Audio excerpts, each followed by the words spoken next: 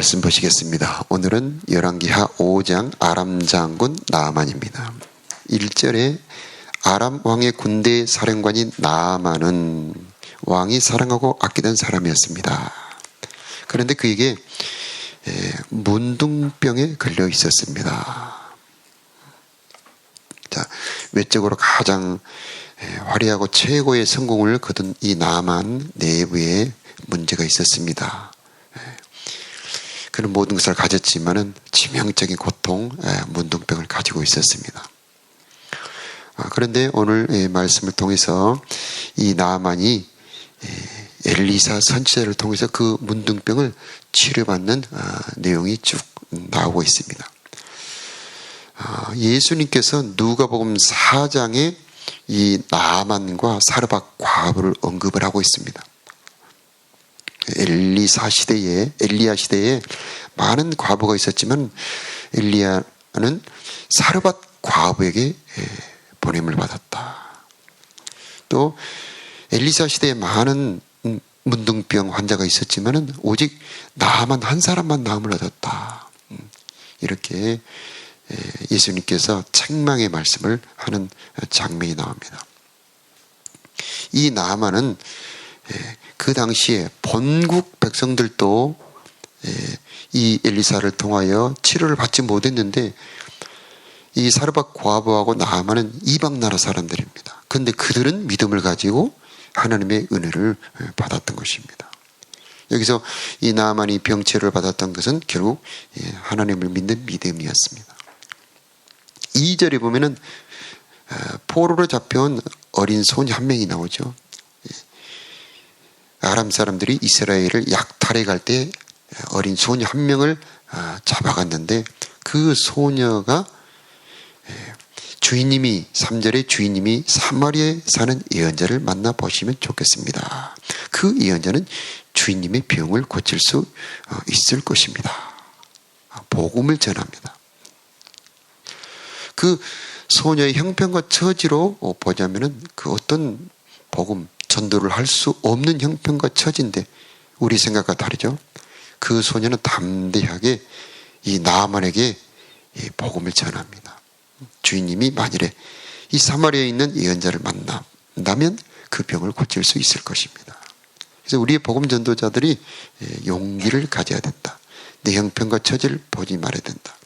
내가 전하는 이 복음은 저들에게 생명, 영생을 장하는 문제다 라고 하는 것을 우리는 알고 담대하게 복음을 전하는 자들이 되어야 되겠죠.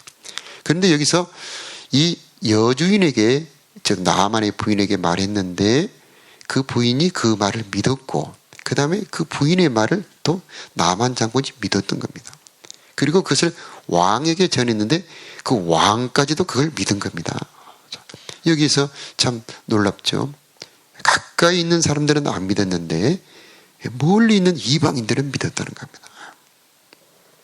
자, 그래서 그 아람 왕이 편지를 써서 나아만은 많은 선물을 가지고 이스라엘 왕을 찾아가죠. 그래서 참 이 이스라엘 왕과 그 소녀를 대비가 되는데 사람 보기에는 왕이 이 세상의 주인공 같지만은 하나님 보시기 귀한 사람은 바로 그 이름 없는 소녀죠. 우리 이름 없는 전도자 사람들은 알아주지 않지만은 하나님은 귀하게 보시는 겁니다. 이스라엘 왕은 당황스럽죠. 그 옷을 찢으면서 내가 하나님입니까? 7절에 나는 하나님이 아닙니다. 어떻게 내가 사람을 죽이기도 하고 살리기도 하겠습니까? 이것을 이 아람 왕은 싸울 구실을 얻으려고 이렇게 이 사람을 보낸 것입니다. 이렇게 말합니다. 아무리 권세와 능력을 가진 사람이라 할지라도 하나님이 하시는 일을 사람이 할 수가 없는 거죠. 이 소식을 엘리사 선지자가 듣고 심부름꾼을 보내서 그 사람을 나에게 보내주십시오. 그 말을 듣고 나아만이 엘리사의 집으로 와서 문 밖에 섰는데 10절에 한번 우리 같이 읽겠습니다. 엘리사가 나아만에게 심부름하는 사람을 보내어 말했습니다. 여단강으로 가서 7번 씻으시오. 그러면 당신의 피부가 고침을 받아 깨끗해질 것이요. 참 여기서 좀 의아하죠. 이 엘리사는 이렇게 나만 장관에게 이런 태도를 처했을까? 이것은 하나님의 권위를 나타내는과 동시에 이 나만의 믿음을 시험하기 위한 것이다 라고 볼 수가 있습니다. 과연 11절 12절에 보면 이 나만에게 위기가 옵니다. 신앙의 위기, 그의 믿음의 위기가 옵니다. 나만은 화가 났다. 11절에 나만은 화가 나서 그것을 떠나며 말했습니다. 나는 적어도 엘리사가 밖으로 나와 내 앞에 서서 그의 주 하나님의 이름을 부르며 병든 자리에 손을 얹고 문둥병을 고칠 줄 알았다. 우리나라에는 아마나강, 바르방 같은 더 요단강보다 더 좋은 강이 있지 않겠느냐라고 화를 내며 떠나고 있습니다. 여기서 보면 이 믿음의 길, 신앙의 길에 결정적인 방해가 되는 것은 자기 생각이라는 겁니다. 하나님의 기적은 하나님의 방식대로 이루어지는 겁니다. 그런데 나만은 자기 생각으로 하나님의 생각과 맞지 않을 때 화를 내고 떠나가는 겁니다. 하나님의 은혜의 기적을 맛보려면 내 생각을 내려놓아야 한다는 것입니다. 그런데 나만은 여기서 큰 결정적인 걸림돌에 넘어진 거죠. 자, 그런데 여기서 믿음을 돕는 이 나만의 하인들이 나옵니다. 종들이 와서 오늘 봉독했던 말씀, 주님, 저 예언자가 더 큰 일을 하라고 그랬으면 하지 않았겠습니까? 기껏해야 몸을 씻으라는데 그것 못하겠습니까? 듣고 보니 나아만이 그 말이 맞았습니다. 자, 여기서 우리는 믿음을 해치는 사람도 있지만 믿음을 붙돋우는 사람도 있다.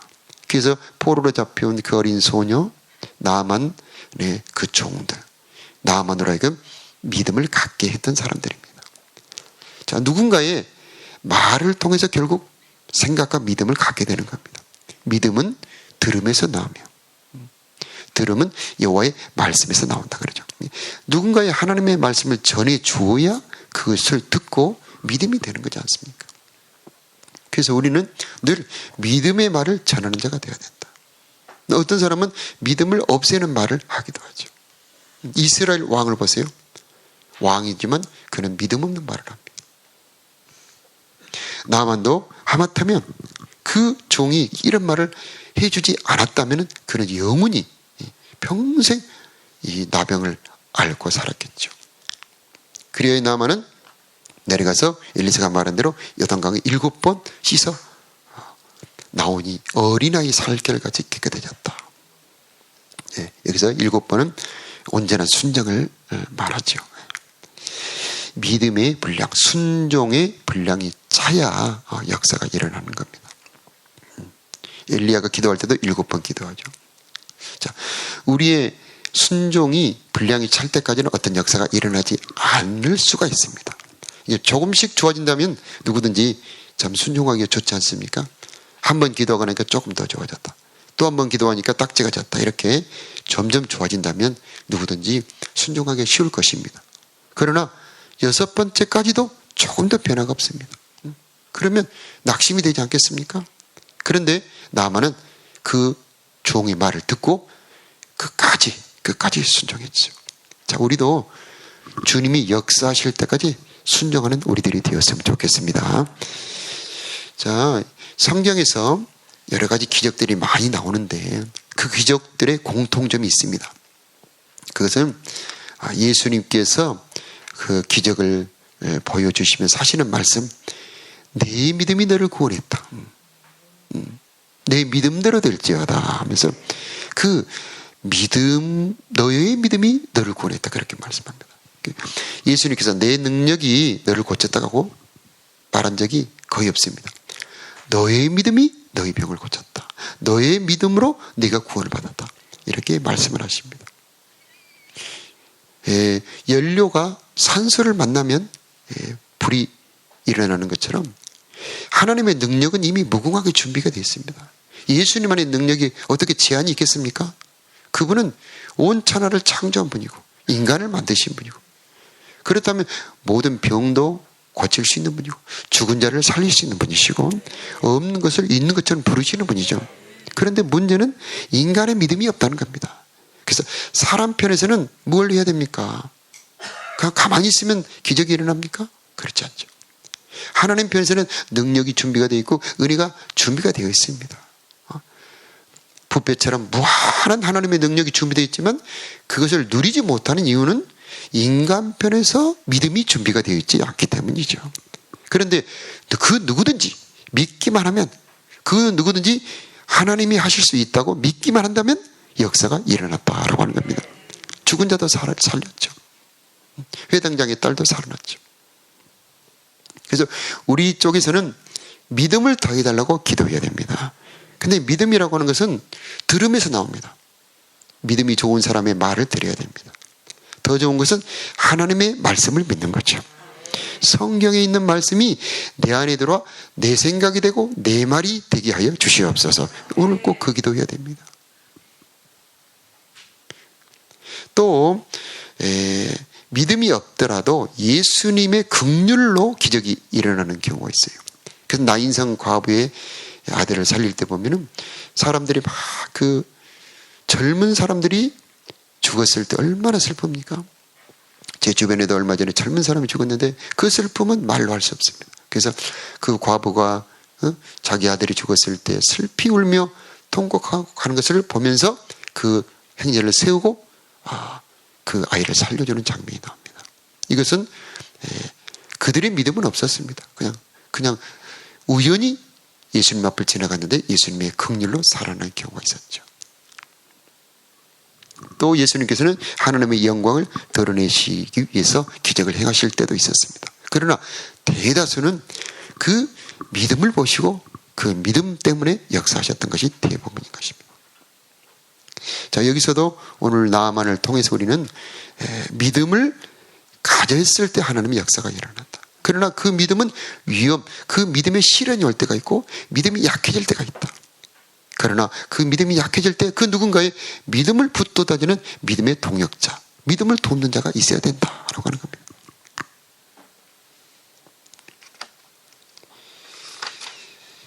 자, 나아만은 어린아이 살같이 되고 난 다음에 너무나 감사해서 자기가 가진 모든 선물을 엘리사에게 주려고 했는데 엘리사는 받지 않았습니다. 저 같으면 덥석 받았을 텐데 이 나아만은 엘리사는 받지 않았죠. 이 받지 않는 이유를 여러 가지로 설명을 하는데 그 나아만이 가져온 것은 전부 약탈한 재물이기 때문에 피 묻은 재물이다. 그래서 받지 않았다는 말도 있고, 그러나 제가 보건대 제 생각으로는 하나님의 영광을 드러내고 은혜가 되기 위해서 받지 않았다. 저는 이렇게 생각을 합니다. 그래서 이 나아만의 병이 나은 것은 당신의 재물 때문에 나은 거 아닙니다. 대가를 주고 나은 거 아닙니다. 이것은 하나님의 은혜입니다. 라고 하는 것을 엘리사가 분명하게 말해주기 위해서 그 재물을 받지 않았다는 겁니다. 15절에 나만의 말이죠. 온 땅 가운데서 하나님이 계시는 곳은 오직 이스라엘밖에 없다는 것을 이제야 알았소. 바로 이 나만의 믿음을 훼손하지 않기 위해서 그의 선물을 거절했다. 이렇게 볼 수가 있습니다. 그런데 게하시, 오늘 게하시가 등장합니다. 이 게하시는 최고의 인물, 가장 능력의 하나님의 종 가장 가까이 있는데 가장 믿음이 없는 사람입니다. 참 너무나 아이러니죠. 이방 나라 사람들은 그렇게 믿음을 가져서 그 은혜의 선물을 받아 누리는데 가장 가까이 있는 사람, 등잔밑이 어둡다고 했던가요? 자, 이 엘리사의 뜻, 그 재물을 받지 않은 그 뜻을 어기고 탐심이 생겼죠. 탐심. 그래서 이제 여차저차한 거짓말로 그는 은 2달란트와 옷을 숨겨놓습니다. 자, 그런데 오늘 26절 말씀을 우리 한번 읽어볼까요? 엘리사가 말했습니다. 같이 엘리사가 말했습니다. 어떤 사람이 전저에서 내려 너를 맞이할 때 내 영이 너와 함께 있었다. 지금이 돈이나 옷이나 기름이나 포도를 받을 때냐? 지금이 양이나 소나 남종이나 여종을 받을 때냐? 나만의 문둥병이 너와 네 자손에게 영원히 옮겨질 것이다. 게하시가 엘리사 앞에서 물러나오자 그에게 문둥병이 생겨 눈처럼 하얗게 되었습니다. 그래서 문둥병을 낳은 나만과 도리어 문둥병을 받은 게하시 얼마나 대비가 됩니까? 그래서 우리는 이 탐심을 물리쳐야 된다. 탐심을 물리쳐야 된다. 욕심이 잉태한 적 죄를 낳고 죄가 장성한 적 사망을 낳는다. 그래서 오늘 기도 제목 중에 하나는 하나님 내 마음 깊숙이 마음을 새롭게 하여 주시어서 하나님 내 마음이 주님의 마음 본받게 하여 주시옵소서. 이런 기도해야 되겠습니다. 자, 기사와 표적의 이런 병 고침의 능력이 왜 가치가 있느냐? 그것은 그 병을 고침으로 그 사람의 인생의 문제를 해결하는 것도 귀한 일입니다만 더 귀한 것은 뭐냐면 그 기적을 보고서 하나님을 믿는다라고 하는 겁니다. 그 기적을 보고서 하나님의 말씀까지도 믿게 된다라고 하는 것입니다. 깊은 데로 가서 그물을 던지라 할 때에 순종하여서 갈릴리 어부들이 과연 깊은 데 그물을 던졌더니 그물이 찢어질 만큼 고기가 잡힌 겁니다. 사람들은 고기 잡힌 것을 인하여 놀라는데 한 사람 베드로는 예수님으로 인하여 놀랍니다. 두려움에 사로잡힌 거죠. 자, 기적을 보았을 때 다 그 기적의 주인이신 하나님을 발견하는 것은 아닙니다. 그러나 저와 여러분은 기적을 보았을 때 그 기적의 주인 되신 하나님을 발견하는 우리들이 되었으면 좋겠습니다. 그분이 바로 모든 기적의 근원이신데 그분의 말씀은 다른 말씀도 믿어지는 겁니다. 그래서 기적의 말씀만 있는 것이 아니고 이제 은혜의 말씀도 있고 그 다음에 진리의 말씀도 있는 것입니다. 그래서 베드로는 예수님 앞에 절했을 때 그는 사람을 낚는 어부가 되었던 겁니다.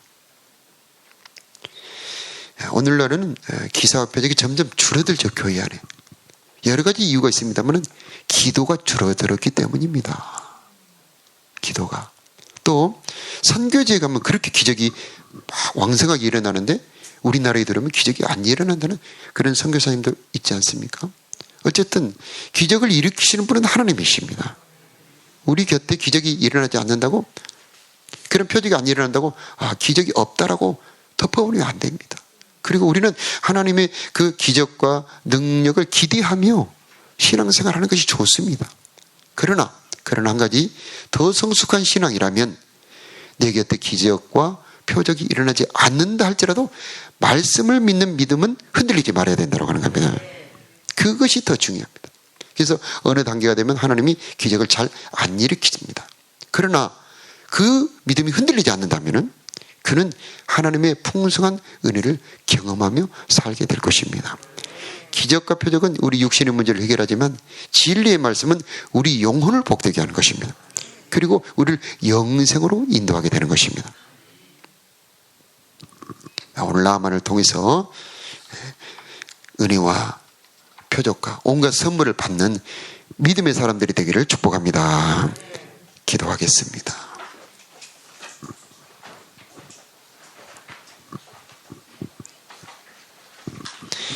하나님 아버지, 이 새벽에 우리를 불러 기도하며 말씀을 받게 하시니 감사합니다.